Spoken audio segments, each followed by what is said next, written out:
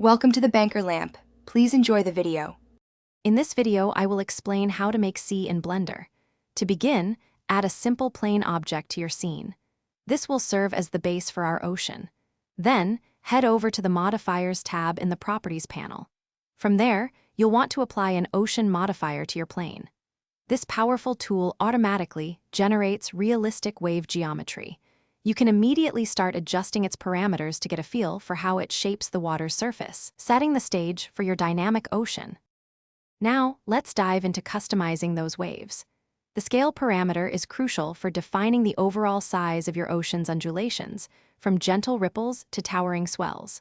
Choppiness allows you to fine-tune the intensity and sharpness of the wave crests, making them more or less pronounced.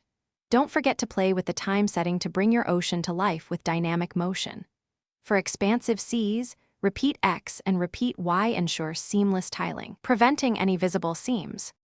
To make your ocean truly convincing, materials are key. Start by creating a new material and giving it a rich, deep blue base color. Adjusting the roughness parameter will dictate how shiny or diffused the reflections appear on the water. For accurate light bending, set the IOR, or index of refraction, to around 1.33, which is standard for water. For an extra layer of realism, consider adding a normal map to introduce subtle surface imperfections and details. Finally, let's illuminate your ocean and bring it to life through rendering.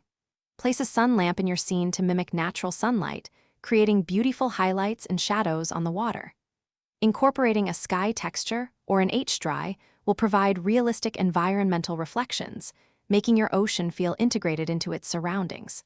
For the highest quality, render your scene using the Cycles engine, known for its physically accurate light calculations. Remember to adjust your render samples to find the perfect balance between visual fidelity and rendering speed. Thanks for watching. If this was helpful, leave a like and consider subscribing. See you next time.